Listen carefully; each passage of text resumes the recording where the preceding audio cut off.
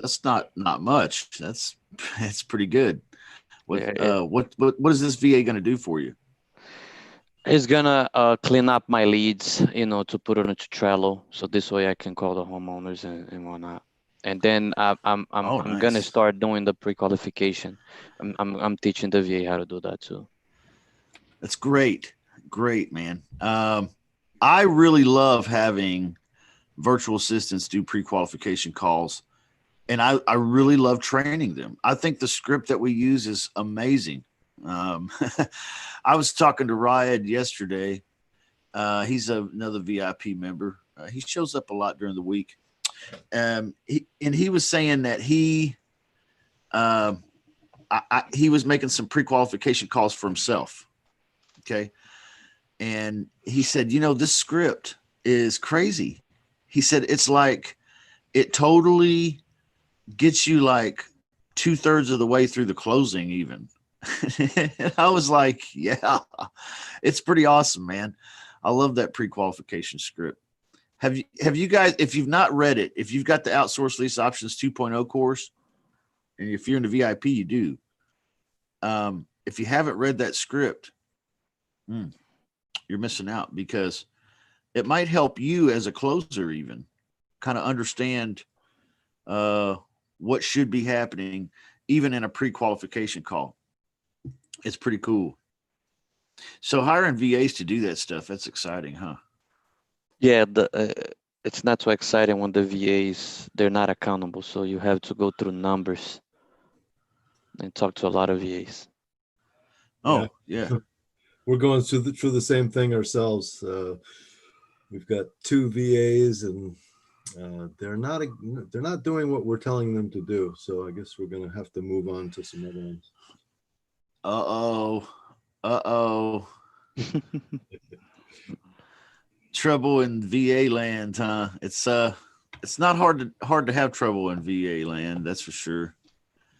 Uh, I've had my share as well, but you got to be hard, guys. You heard me talk about it last week, but so I don't want to go into that again. But yeah, got to be hard, and you got to threaten them.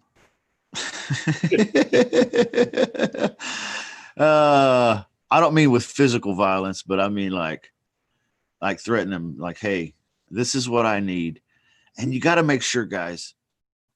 I had a boss that used to say this to me too, and he was right, but I don't think he took it far enough. He would say, inspect what you expect.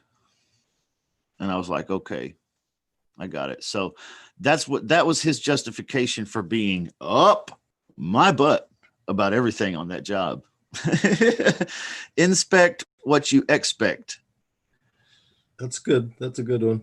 It's a good one. It's a really good one. But then I figured out that it's like, okay, but it's not fair to inspect what you expect if you haven't made your expectations crystal clear. It's not fair to inspect it if you haven't made those expectations crystal clear. And I found that was the biggest problem for me with virtual assistants. I discovered that my directions were either horribly vague, on how to perform the task, or I'll give you an example. I shot a note to a virtual assistant last night and I said, hey, can you track this package and make sure the seller got the check? It was a direct message. Great virtual assistant too. But she said, and I thought, duh, I sent you a picture of the receipt from the post office.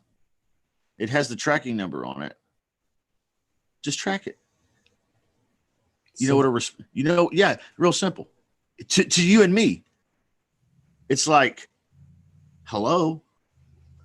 You know what her response to me was? Immediate response. I didn't wait 20 minutes or any of that shiz. Okay. Her immediate response to me was, I don't know how. Oh God. Can you teach me? Okay. I don't know how. Can you teach me? Now, see, I assumed that everybody knows how to track a package, especially if you've got the tracking number right in front of your face. And if you have Google. But that's just simply not true. And yeah, you would think I thought about being a real smart aleck. Okay. I'm trying to keep the language somewhat clean today. A smart aleck. I was going to say, yeah, you go to Google and you type in United States Postal Service tracking. Duh. But then I realized, she was coming to me with some humility here. She said, would you teach me? Okay. That's a different attitude. Most of the time they just, yeah. And then you don't really hear from them. And then they're like, I couldn't get number to work. And you get all these lies and bullshit. And next thing you know, you do it yourself. But no, she wanted me to teach her. So I kind of sent her a few more messages explaining to her how to do it. She comes back with, so she comes back and, with having performed it. She knows what she's doing now. It took me 2 minutes, but I guess the big point I'm making here is with virtual assistants, we assume a lot. We assume they know things. We assume they understand things because it's so second nature to us. Yeah. But they live in a different part of the world. So I started having better success with virtual assistants when I made it, when I made my expectations crystal clear. And then you can inspect that. You have to inspect that both. And that's hard too. Let's just be real. You have to be faithful with it and look into it. And after dinner, when they send you the spreadsheet and the screenshots for the day of what they did or what have you, it takes discipline. I know it does, because I know how many nights I've thought I need to check the virtual assistant's work to make sure it was good today. Oh, but I'm going to go take a hot shower and maybe watch TV for a second too. And then I didn't do it. Who failed who? Even if the virtual assistant did a horrible job, who failed who that day? Honestly, it was me. Okay, so that's a couple lessons from the trenches, I guess, man. I don't know if we're just talking here about virtual assistants, but that's some experiences I've had. Justin, have you had better success with VAs from certain countries and not good with other countries? Yeah. Yeah, and there's good people in every country all around the world. And that's what's so great about life. Is it doesn't matter what's going on, there's still good people out there. But if you're doing phone work with a virtual assistant, you're going to want to have a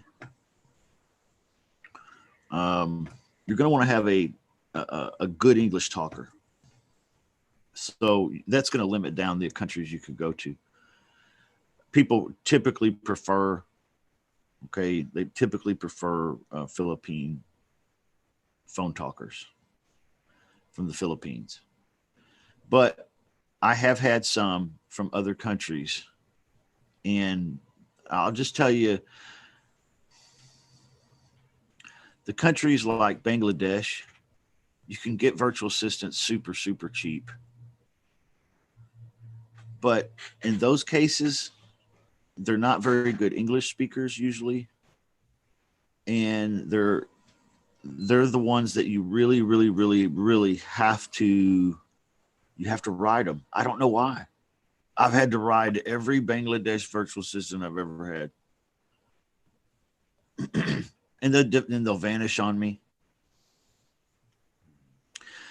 But that doesn't mean I haven't used all Bangladesh virtual assistants, so I don't know about that. I can't stereotype them. I'm just saying I prefer not to go to Bangladesh anymore. Okay. Very, very, very poor is what it seems like when I'm talking with them. Okay. Or when I was. And I'm talking about several I've tried from there. So I know I thought you were kind of looking for like what countries to avoid and stuff kind of thing. Yeah. Yeah. Okay. Yeah, I've had some bad experiences with Bangladesh. I've also had some bad experiences with Pakistan. But I also know there's some great virtual assistants from Pakistan, and I'm acquainted with some of them.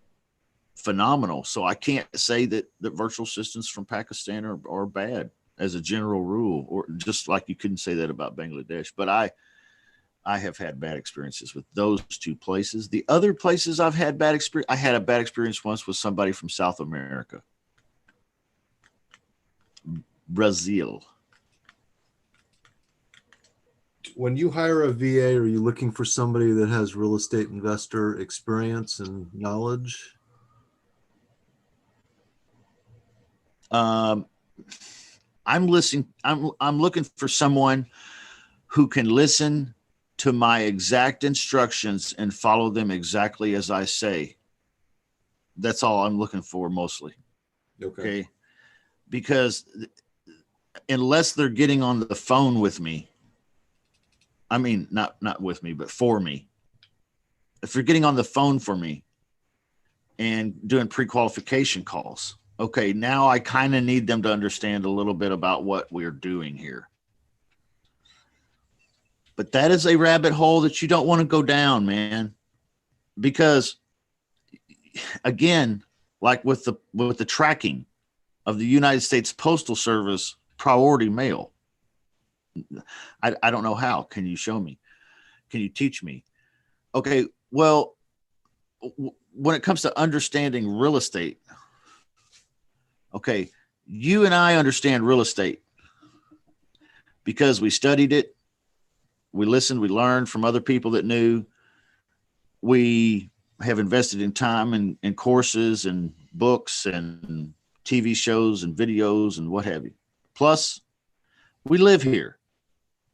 And we've actually lived in houses here before. And we've seen them bought and sold before, probably more times than we remember. It's second nature. Now, their understanding of real estate, oh, I understand real estate and how it works. Oh, yeah. Be careful. Because they understand it, but it ain't the way you understand it. Okay. You know what I mean? So, yeah, how much are you going to get? How often are you going to get one that really has a somewhat equal understanding of things with you? Never. And if you did, you wouldn't be paying them $3 an hour. So I'll tell you something that people never think of, and this is what I've done. And if you've got, and this solves both problems, James. If you have a deal or two you can bang out and assign to somebody and put 10, 20 grand in your account. Of course, you're going to spend some of that for you and mama or whatever, but save back some of this and hire a virtual assistant from Canada and pay them 10, $12 an hour, something like this. I know that sounds crazy, but Canadians, they understand. I mean, they work off the same type of system we do for the most part, and they speak excellent English. And I'll tell you what, I've lived in the South. I've lived in the North. The South is laid back. That's me. I was born in the South. But the further north you drive on Interstate 75 over here on the east side of the country, you drive up Interstate 75, the more north you go, the more businessy people become, the more uptight, maybe a little northern. Oh, what am I doing? Am I starting a war here between the North and the South today? I'm not trying to. I'm just saying, folks in the North, they are a little bit more. They come off more educated and businessy, and like, you know, they're all professionally, and people in the South a little more laid back. I think everybody knows that, but you keep going north, you get into Canada, man, I'll tell you what, these people are sharp. If you've never been to Canada, I mean, it's kind of like the 51st state. So they're educated, they're smart, they're, you know, talented, they speak excellent English, just like you and me. You wouldn't even know, and better than me, in fact, except occasionally you'll hear words like process. Okay. I was out in a boot. Yep. Okay. Every now and then you'll hear something like that, but for the most part, I was out in a boot. You're out in a boot. What was you doing with a boot? But it costs a little more money to go to Canada and get virtual assistants. But man, if you just banged out a deal or two and you can afford to swing it, they will impress you. And a Canadian is interested in working with you because their money is worth, well, your money's worth about, what is it, 70% now? So their money's worth about 70% of your money here in America. So when your money crosses the border, it's more for them. So in other words, you send them $1. When they get it, it's like $1.30 or something. Yeah. That was, I know that was like you could tell I graduated college with flying colors. Somebody put a testimonial on the, I'm trying to get folks to put in testimonials and just tell us a little bit what they think about the club here and what we do. And that's it. And somebody put a testimonial in there saying, Justin, they said some real lovely things. I'm very appreciative for it, but they said, Justin is a nice guy, the realest guy around. He's smarter than he looks.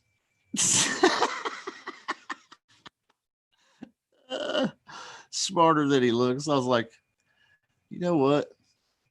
That's probably true.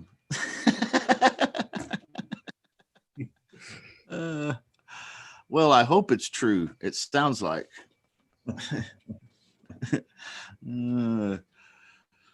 What's going on, guys? Anything else happening out there? That's great stuff to talk about, James. Yeah. I love to get the conversation going about virtual assistants. Have you ever hired anybody from Costa Rica? Yes. I have not, but what was your experience, Greg? I thought you had. That's why I said yes. Oh, okay. I'm sorry, man. You could, if I thought you for real, I was wanting to hear, because I've never had one from there. I know there's a VIP member here. He may be at work auditing the class, but he's in the Zoom room here. We got a great group here in the Zoom room. By the way, thank you everybody for being here. This is the Saturday edition of the Shut Up Money Show, where we just do a public Q&A. You can jump in and visit with us here and ask your questions about real estate wholesaling. The login credentials are right there. Okay, that's how you get in the room. David in the room here, he has a virtual assistant that he just hired from Costa Rica. I talked to her and she sounded pretty sharp, pretty good English.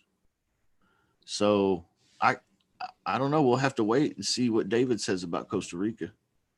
I could actually talk about that. Oh, No okay. problem. Yeah, great, David. What do you have to say about that? She's good, but it wasn't her. She has agents that she uses, and so it became, I had to relay back to her about what, how the agent's call went, and like his call, when he would call, he kind of like talked over the person that that he was calling. And like in the notes, when it was dropped into my Podio, the follow-up notes, like he would put like interested, but like when I spoke to the guy, it wasn't like he was really interested. So I quickly fired that guy, got off the phone, and went to the next person. Okay. So they need a little bit of you have to, like you Yeah. were saying before, if you're not super specific about how you want the calls to go, then they're only going to do what they know. Like they use, I think it's Brent Daniels script, like that whole, sorry for this call out of the blue, that Right. whole script, but Right. it's not like, we don't really want it to go like that way. Like if you're using a driving for dollars, you want them to say, hey, you know, we came across your property, it fits our criteria. We want to call, ask you a couple questions, and then go into the normal script that we use, that Justin taught us, because that one seems to get a lot further along than the whole, hey, this call's out of the blue. Just wanted to see if you're interested in a cash offer, because they go right to that immediately, the cash offer. And then the first question they get is, how much you going to give me? And then the agent would be like, well, that's up to my manager. I'm going to have him call you back. So it's kind of too much. It's not for like local investors. Like, you know, that's why I had to tell the VA, like, listen, if they ask for a website, tell them that we're a group of local investors. We don't have a website. We use our money to buy properties. And she was like, oh, okay, I see where he should have went with that one. So it became that's what it became, using them. But they have very good English and very good Spanish, I have to say. They're very well spoken. Yeah. Yeah, that's awesome. I heard her. She sounded like anybody that could be from Kansas or Oklahoma, or it's like she could have been, you know, you would never know by the sound of her voice. That's really, really, really incredibly important, that she sounds good too. But in his case, what he's saying is she has agents, she has VAs in her firm that she started. Look, okay. She's the boss. She's outsourcing this to someone else who's doing a rather poor job. Okay. What is the going rate for the VAs in Costa Rica? Yeah, it's a good question, David. It was $15 for an hour. And so I did them on a trial basis just to get through my driving for dollars list. And it was about 300 names.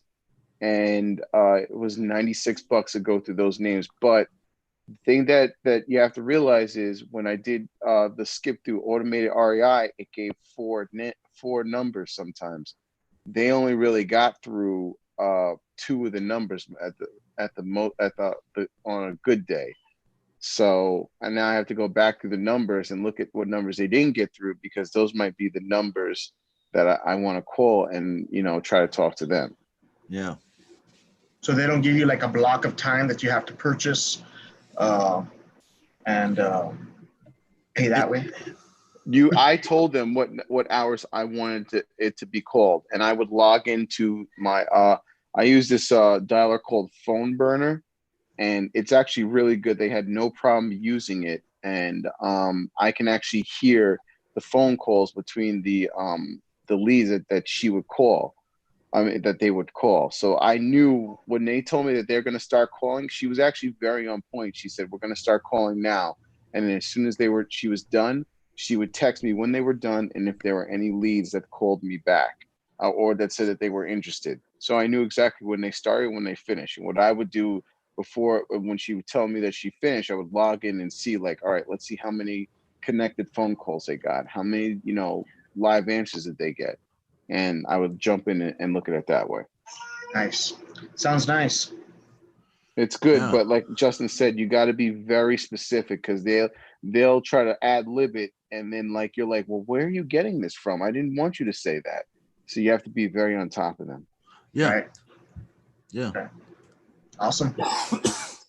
Yeah, you have to make it crystal clear. I mean, stupid clear. Okay, like like you wouldn't believe this clear. Like, okay, here's what I want you to do. I want you to go. I'm going to show you how to do this. And I'm going to record it so you can watch it again if you need to.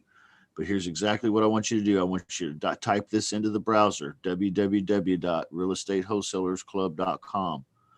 And then once that loads up, I want you to come down here with the cursor and I want you to click the button that says VIP Group Coaching. Okay. Once you've clicked that, this page opens up. And then I want you to come over here to this blank and I want you to fill in your name. And I want you to put your personal information in here. Okay. And then down here is where your credit card goes. Okay.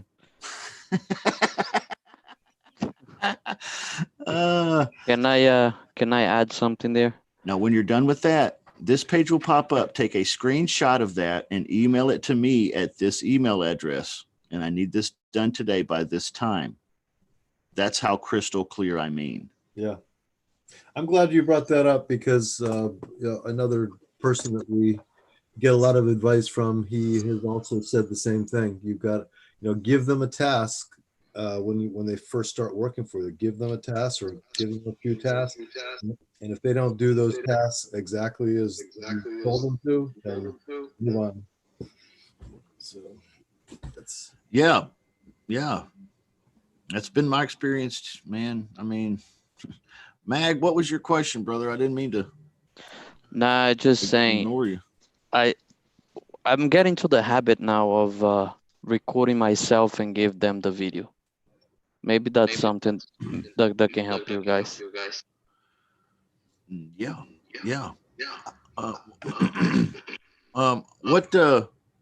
What is the software or the app you use to accomplish that task? Bandicam. Bandicam. Spell it for us. I'll just throw it on the chat. Hold on. Okay. All right. Bandicam. Oh, hey, I got a note here from Roy I got to read too. I use HQ Cloud. It's in the, it's like a, what do they call it? An extension on Chrome, HQ Cloud. And I think you can use it on Apple and stuff too. I use Screencast. That's always Okay. worked well because I'm able to Screencast. put like a custom URL on the video link and they can reference that link in their email and see what the video is about. And then I reference it to like a Dropbox. There you go. Screencast. I used to use one called Jing. I don't know. I think it changed its name recently to something else. There's a few out there. Just find one that works for you, right? But that's a great idea. And here's another great idea to tag onto that one. When you make your video and you break it down like this, go to this page, type this in, then click here, and then go here and do this. When you make it crystal clear on a video, make a folder somewhere and save the video. Because guess what? When you fire this one, you'll have to show someone else, and you don't want to have to do it all over again. Right?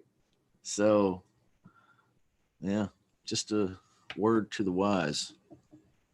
Save yourself the effort of doing it twice. Roy is here. Welcome, Roy. It's good to see you. Everybody, actually, welcome to Jamel is coming in. Rick, Jerry, Ed, Vernon. Welcome, Vernon. Glad to see you here, man. David, Aisha, Larry, James, Rudolph, John, Dion, Philip, Greg, Mag. The list goes on, I guess, over here on YouTube and other places. Thank you for being here. Thank you for watching. We are the Real Estate Wholesalers Club, and we're all about helping you get to that shut up money. Tell your doubts and fears and negativities to shut up. Roy, how you doing today, man? It's good to see you. If you want to hit the unmute button, you can talk with me. Hi, How Jack. are you? Good morning. Good morning to you, sir. I see a message you put in the chat here for me. Yeah. Okay. Why wholesale lease option to tenant buyer instead of do owner seller? Okay. All right, great question. And then another question I'll get to also. But that what Roy is asking is why wholesale lease option and assign the deal to the tenant buyer and not to the homeowner? Does anybody have any comments about this? Does anybody want to let's kick off a little discussion about this? If you're doing an assignment on a wholesale lease option, could you assign it back to the seller? I'm just trying to find out what the pros You and can't cons you are. can do that, right? I've sometimes wondered if that's better.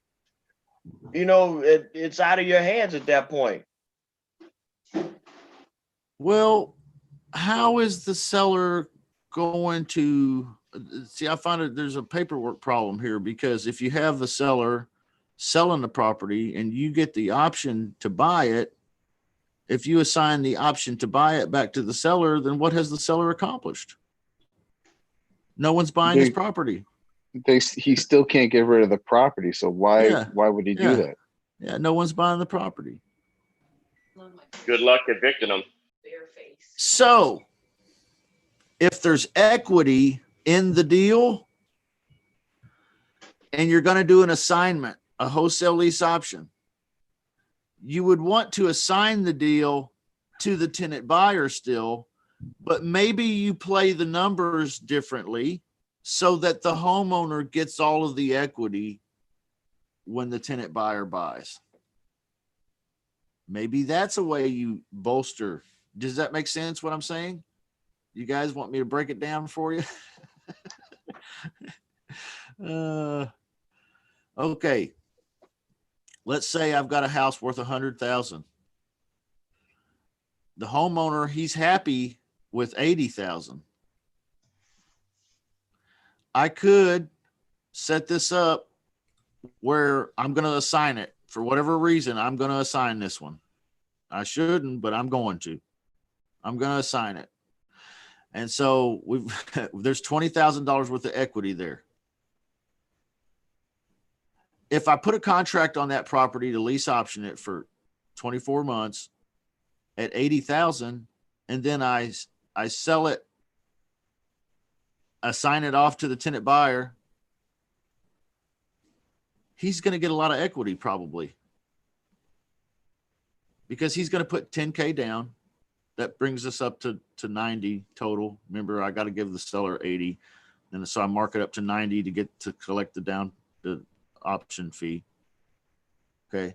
So when he buys it, he gets 10,000 more in equity because it's worth 100. Actually, it'd be worth about 110 then. So I hope that makes sense. Yeah, so the tenant buyer gets the equity. If you really want to set it up differently, though, you have a $100,000 house.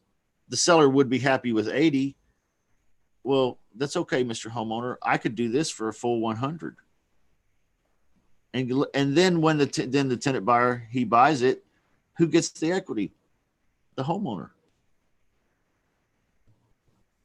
Okay. Sorry if I lost you guys. I try to make it simple, but it's hard. It's hard to, when you're talking about numbers, especially on a Saturday morning.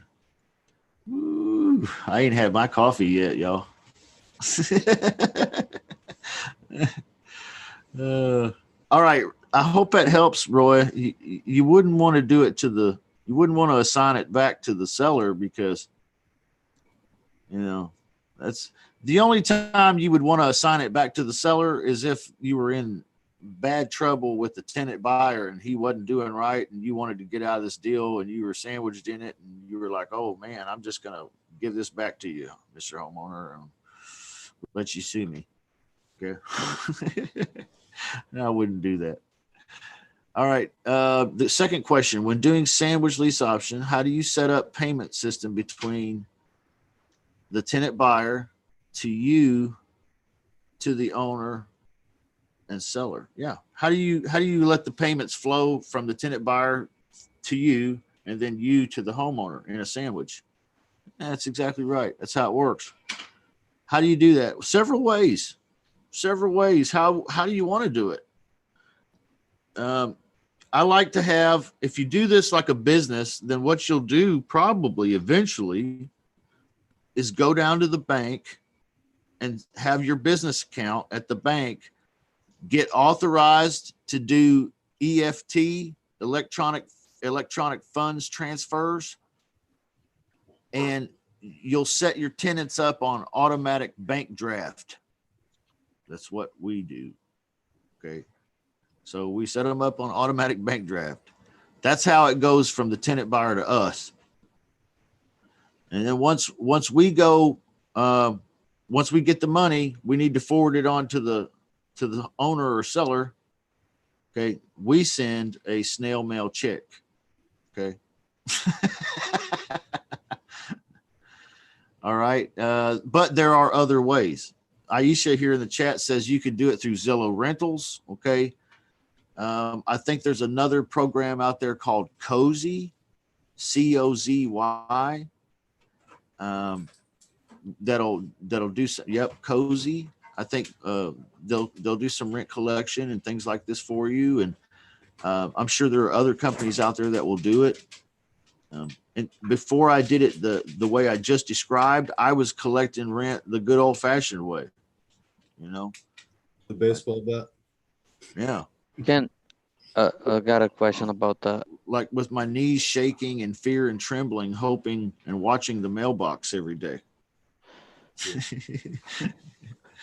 What's up, Mag? Is that even is that legal to all the states? Because here in New Jersey, I don't know if you have the right to do that. If I don't want to do automatic payments, I don't have to. I'll pay my rent on my check. Yeah. Well, I'm sure you can't force anybody to do it anywhere. Probably. I mean, I don't know what the laws are everywhere. I don't really personally do sandwiches outside of my local market. So that might be why I've never had any difficulties with it. But yeah, Roy, thank you, dude. Thanks for being here and asking those questions, Roy. It's good to see you, man. So, you know, if you're doing sandwiches outside some other place, I don't know. I can't speak for that. Maybe. Justin, wouldn't it be safer to pay the bank directly to make sure that the seller is Oh yeah. making sure that the rent that the mortgage payment is being paid if there is a mortgage? Yeah. Yes, that's one of the rules is you want to pay the bank. I have some where I'm paying the seller, but I have the ability to check to make sure the account is current. So in other words, I have like a login that they've given me for their bank, not their bank, but their mortgage statement. And so, yeah, you need to know one way or another. That's for sure. Yeah. So in that case that you're paying the mortgage company directly, a lot of times you can just go right online and pay it right there with some login information. Same login information. So it doesn't really matter, man. As long as it's being done and you can verify it, or if you do it yourself, that's fine too. Yep. Good point. Good point. But we still send snail mail checks as often as we can. I don't know why we do that. I think we're just used to using QuickBooks, and we kind of like have our thing that we do, and that's just what we do.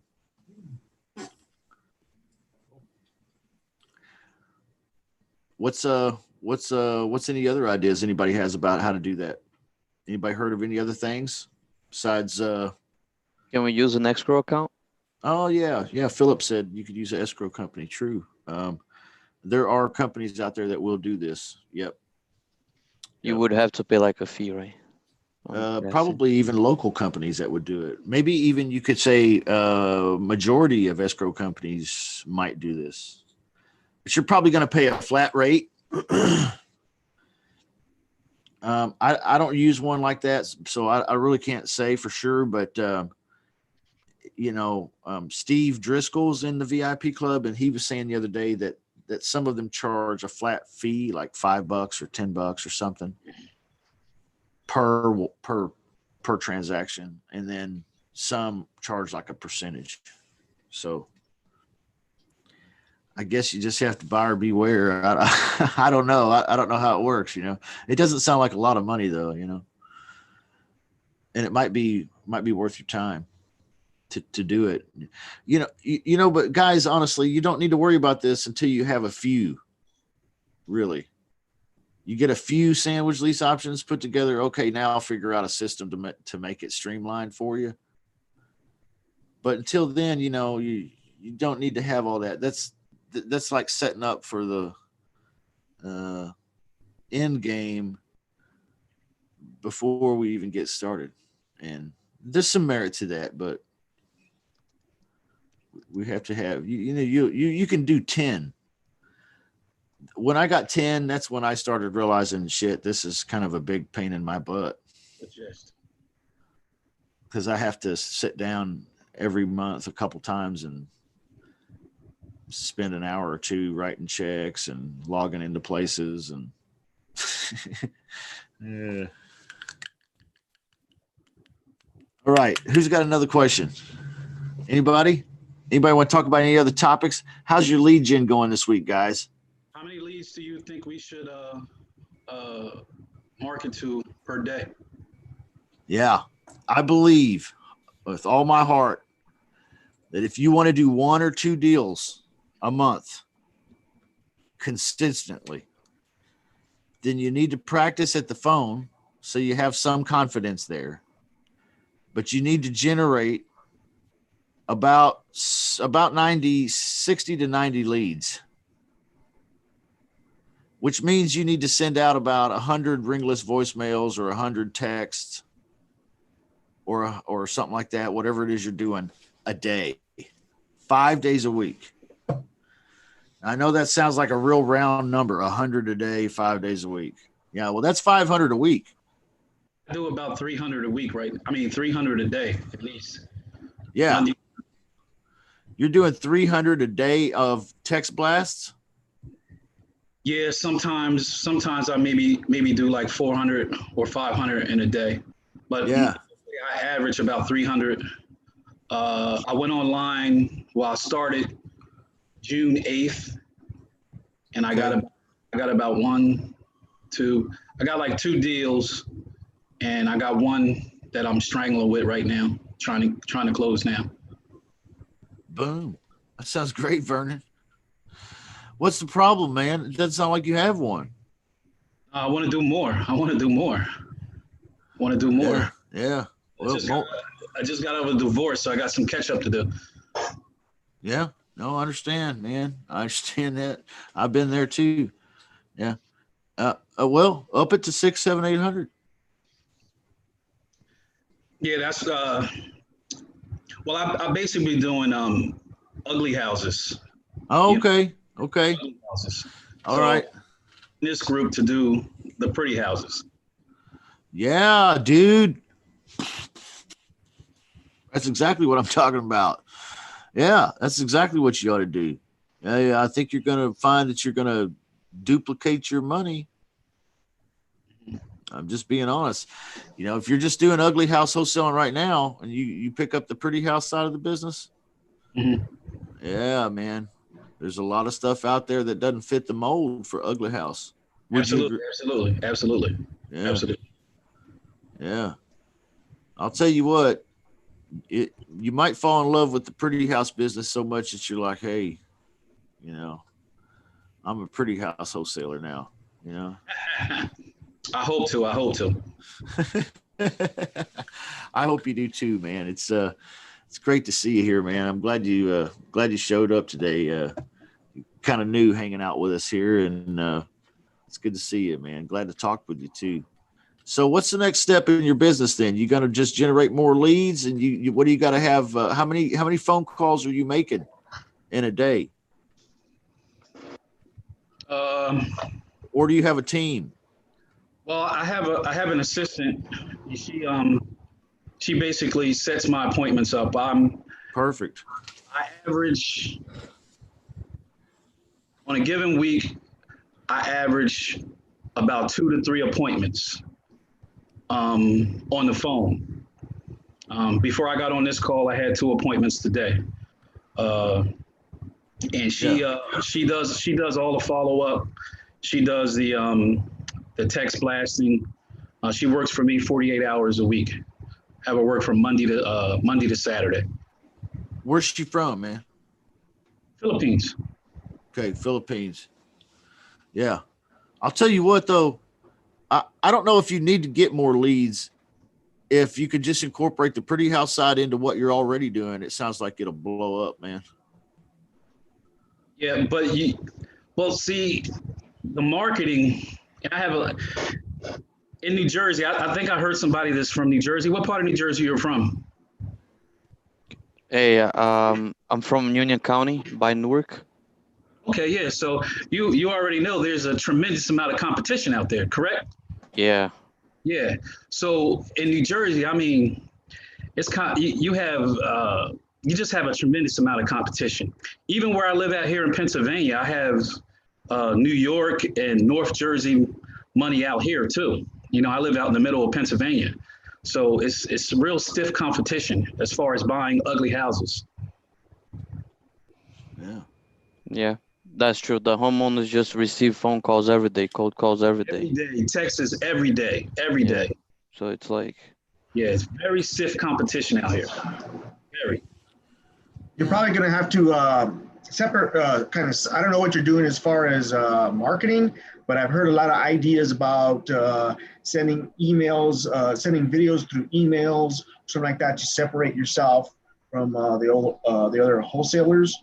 So that's the way I believe a few people are doing it. Yeah, I heard Facebook. Facebook is real big too. I got a couple friends that they're doing the Facebook lead gen. Yeah. Yeah. I've heard some good stuff about that too. But it costs some coin though, huh? Right. Everything costs money now. I mean, I'm not doing this cheaply either. I mean, I'm spending money for this. It's not no, $200 a month. I'm spending at least $1,000 every month between having a VA and all the different other things that I have. Yeah.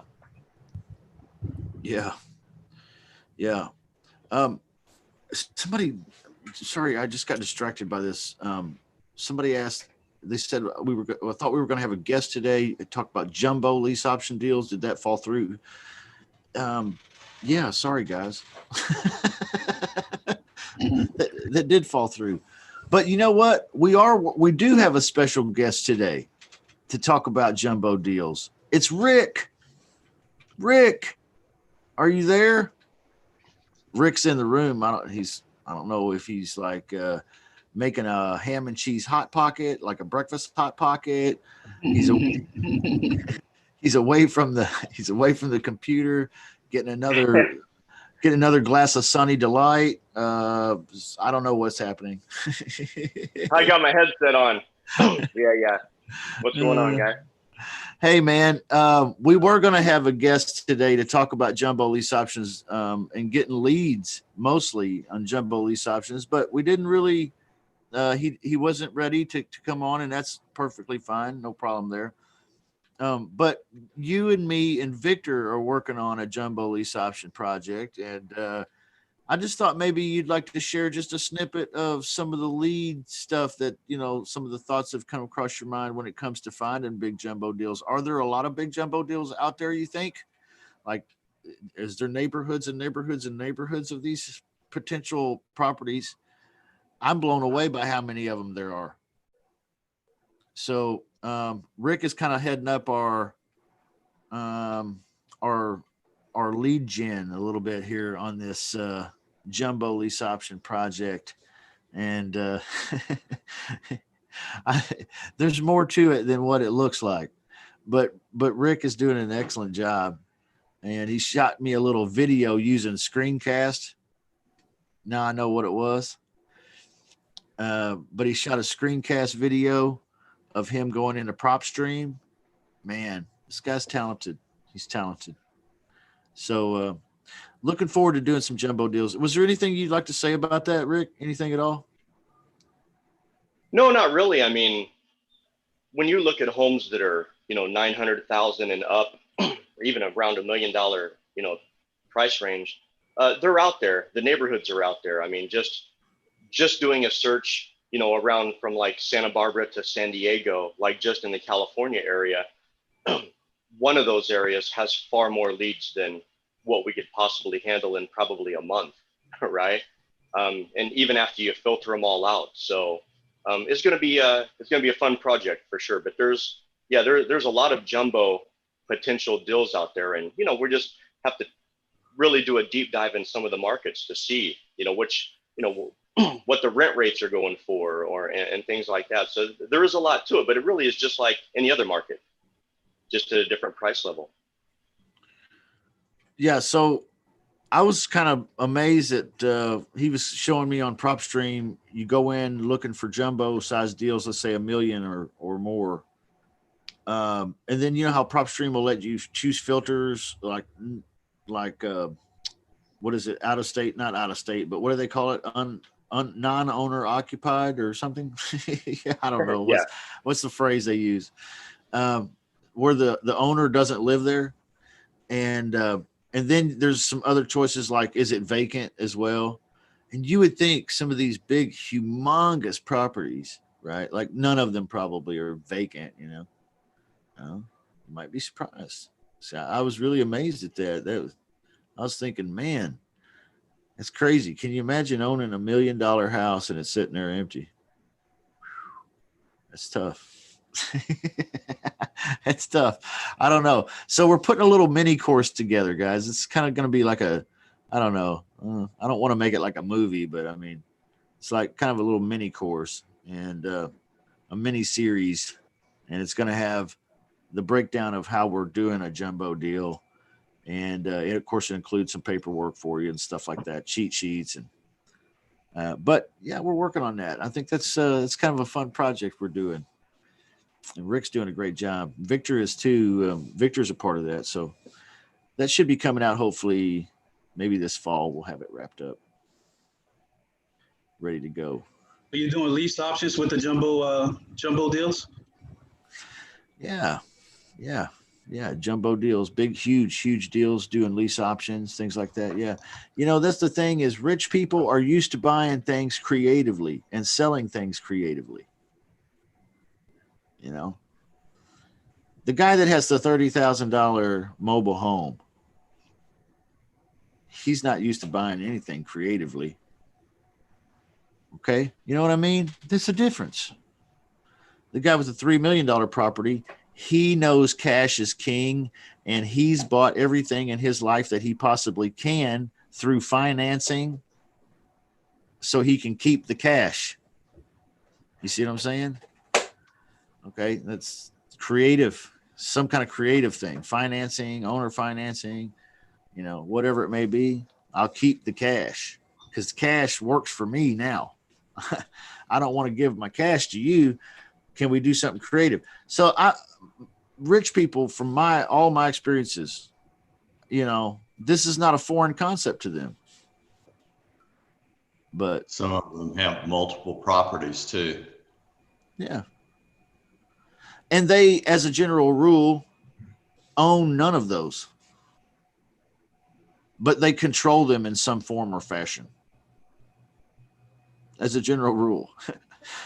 I saw a video the other day that said it was some jackass. I don't know. This guy, he's always trying to expose gurus. I've never been on his show because I'm not a guru, but he was saying the name of the video was Dan Lok. I don't know if you guys are familiar with Dan Lok. Great sales guy on YouTube. But Dan Lok never owned this $35 million mansion. In your face, Dan Lok never owned this mansion in his videos. Okay. Well, no shit. Right? Rich people don't go buy stupid stuff like that. They rent it for a while and then they move. Sell their rights to somebody else and walk away. They do creative stuff. Yeah. Yeah, he does follow the guts method. Did you know that? Dan Lok follows the guts method. Yeah, he does. Aisha's right. like half the Lamborghinis you see on these YouTube videos. Come on, man. Yeah. Yeah. So Justin, would you say Exactly. a house it's an asset or a liability to buy? An asset makes you money. Okay. A liability costs you money. So you have to analyze the house. Is this going to make me money? Then it's an asset. Is this going to cost me money? Then it's a liability. Let me tell you about cars. Why do rich people lease their vehicles? They lease Lamborghinis. They lease high-end modeled cars. Why? Because it makes more sense to lease them than it does to pay for them and own them, because they are all liabilities. All of them, except for the Rolls Royce. It is the one and only car that is an asset if it's taken care of properly. Do you think rent money, That's what like I've heard, at least. paying rent money, isn't money thrown away? Instead of you'll be don't paying your house and acquiring equity on it? Okay. So if we're talking about our personal home, our personal residence, what is our personal residence if we buy our own home? Is it an asset or is it a liability? It's an asset. Yeah, but It's an asset. But if you quit making that payment, they're going to boot your butt out, right? True, if you don't pay your taxes, you don't make that the mortgage, but then you have equity, and then you can borrow from that equity too. You know, if you have. You can also house hack it, so you're getting half the payment. Yep. So if you buy your house that you live in, you're buying an asset that works a lot like a liability until you get enough equity in it. Okay, right?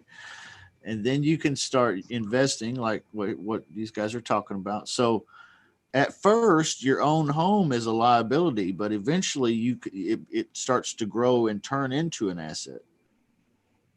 Like your home owns you until you own it. Yeah. So the question is about renting. Is it smart to rent? Well, I think it's smart to own where you live. That's really how you get to the shut up money. Unless you have like in real life, like the real shut up money. Like you own your house. This comes out of The Gambler, the movie. John Goodman said this in this. He's like, buy you a house, put a 20-year roof on it, take a little cash, stick it down there in a lockbox at the bank or in an account to cover the taxes and utilities on it. And then you can tell everybody in the whole world, shut up. The boss wants you to do something today on the job you don't want to do. Fuck you. I don't care. That's the power of owning your own home. Yeah. So you can see the American dream used to be owning your own damn home. That's why. That's your kingdom. But nowadays it's like, well, American dream is dead. Nobody wants. You know what? It's not so dead. It's got a pulse. You just have to cut through the bullshit to get to it now. Some people are totally against it. Like Grant Cardone, you tell him about buying a home, he's like, nah, man, Okay. Cash is trash. Yeah, he just filed for bankruptcy, I think. But he's talking like a rich asshole. I'll just be honest with you. He's talking from the perspective of a rich asshole. Okay. Yes, if you have cash flow, if you've got a great business and you've got things moving and cooking and you have cash flow, you have money coming in. What we hear a lot as passive income. yeah, then it makes sense to keep renting and just put all your cash into investments that bring back more return. That, yeah, but most of us don't start out with all this cash flow. Yeah, I think Kiyosaki and Grant Cardone both say buy tenant property and then live in that property. You might be the penthouse on the top of the deal, or that kind of, but they say they don't own it. I mean, not in the traditional sense. Or live there for a while and then move out and rent it out and get another place, and then live there for a while, and then rent it out and keep doing this, something like this, some strategy where all that has merit, I think. I tried to do it. I bought Carlton Sheets course, no down payment, like 30 years ago or whatever. And I was like, I'm gonna house hack this deal. I'm gonna live in this half of the duplex. I'm gonna rent out this half, and I'm just not gonna have any mortgage payment. And I'm gonna, to me, that's where I need to be. It was harder. It was harder than it looks, and then mama don't want to live in a duplex neither, so it's like, uh-oh, here we go. Now I got problems in my life. And Mama don't want to live in a duplex. mama poo-pooing my plans. Like, here I'm trying to get rich and everything. And, we just get divorced.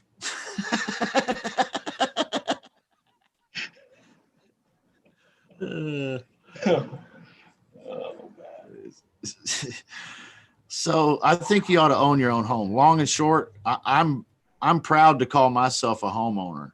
Okay, I want to be a homeowner. And but Grant Cardone, hey, if you've got $1 million a year flowing in, who cares about being a homeowner?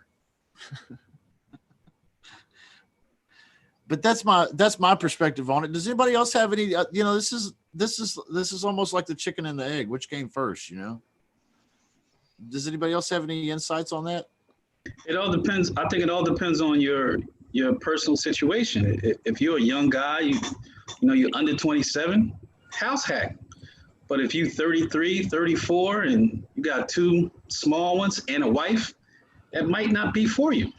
Yeah. The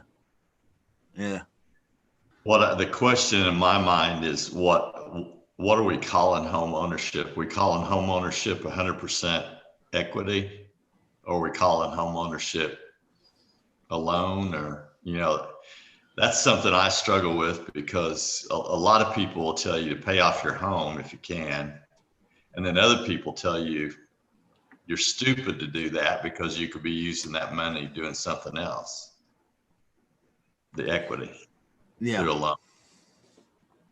Yeah. Yeah, so there's pros and cons to either one.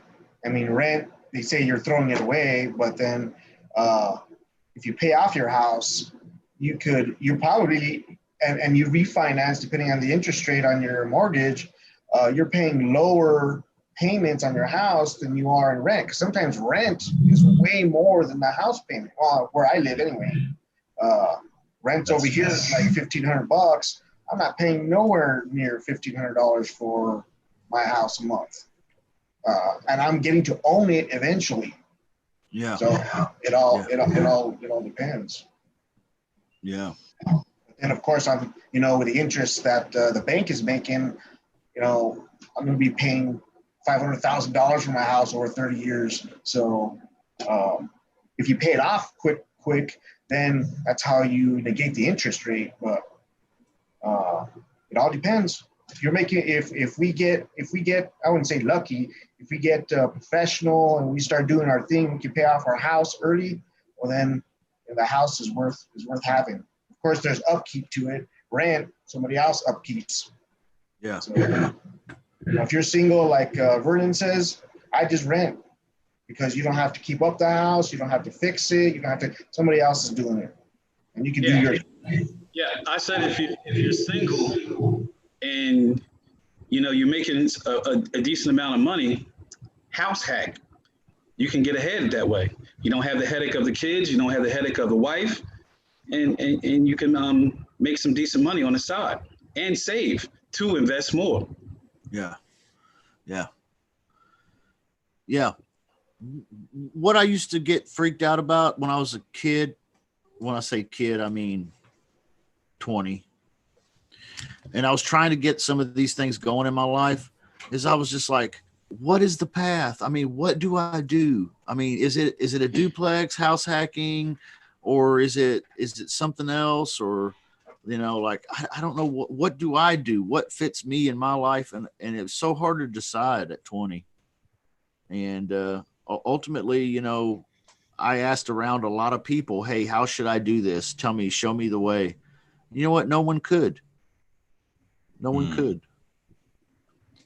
Asking other people how you should do it is unreasonable. They don't know.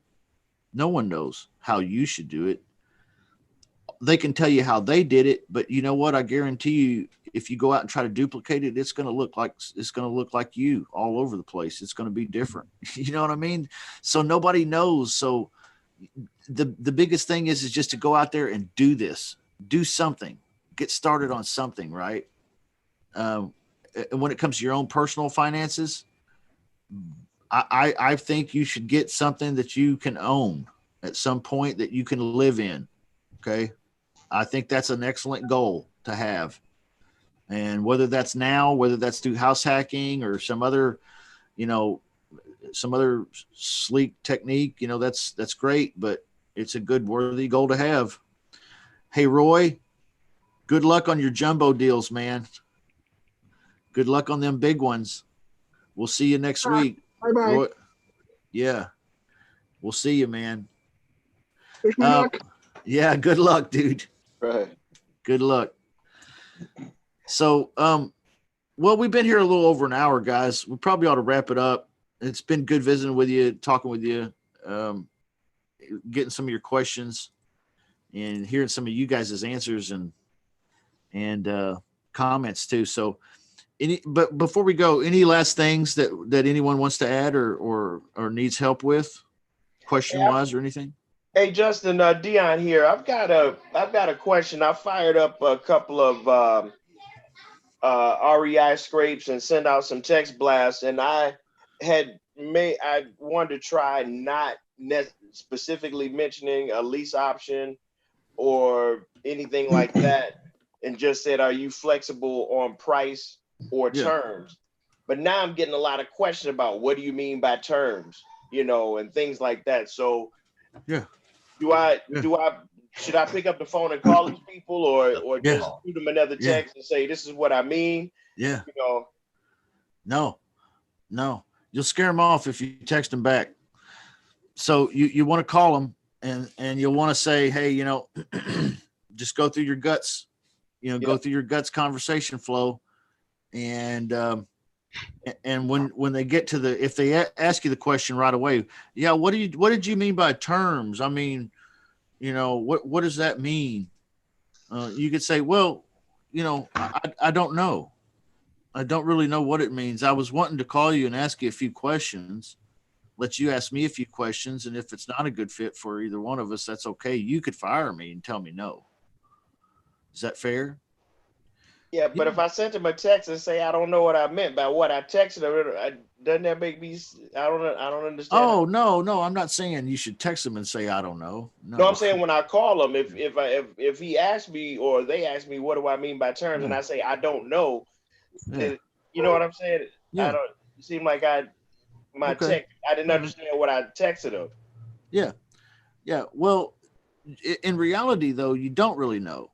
Because you don't know what terms they're going to be comfortable with. So, if you want to say it like this, that maybe my way isn't the best, but you could say it like this. You could say, hey, I buy houses through several different, methods. And, I was just curious if one of these may work or maybe not. So I wanted to call and ask you a few questions and see if it's a good fit. And if it's not, you can fire me, that kind.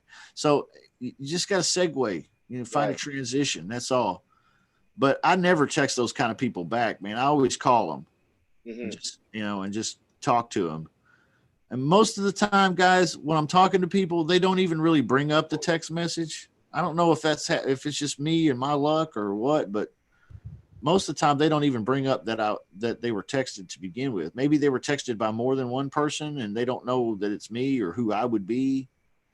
I don't know, but if it does come up, I just come up with some kind of transition like, oh yeah, well, I'm a home buyer in the neighborhood and I'm interested in buying this one. And I don't know if you'd be, flexible on price or maybe creative. So I wanted to visit with you, ask you a few questions, let you ask me a few, just come up with a nice little smooth transition, man. You got that transition juice in you. Yeah. All right. Sounds good. Thank you, guys. Yeah, man. I wish I had a magic bullet for you on that, but it's about the best I have. So, does anybody else have anything that they want to share or anything? Guys, if you're out there watching on YouTube, God bless you. Thank you for joining us. We are the Real Estate Wholesalers Club, and there it is, .com. And this is the Saturday show. We do this every Saturday at 10 a.m. Come join us. It's a public Q&A, and you can ask any questions you want. We can discuss anything you want. And we always have a great VIP showing here, too. I'm glad you guys are here with me today. I appreciate you guys and gals. Thank you so much for being here. You always make the show fun. And unless anybody has any last things they want to share, I'll see you on Tuesday at the next VIP private session. Cool. All right, guys. Thank you, everybody. Thanks, have a good day. Thanks, guys. Hey, Philip, give me 15 minutes and I'll meet you back here. All right, man. Bye-bye.